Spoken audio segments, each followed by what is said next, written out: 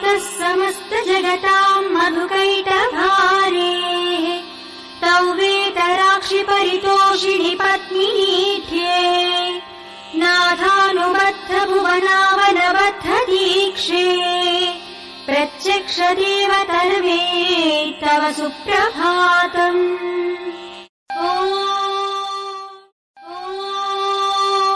मातः समस्त जगतां मधुकैटभारेः तौ वेतराक्षि परितोषिणि पत्मिनीठ्ये नाथानुबद्ध भुवनावनबद्ध दीक्षे प्रत्यक्ष देवतर्वे तव सुप्रभातम्।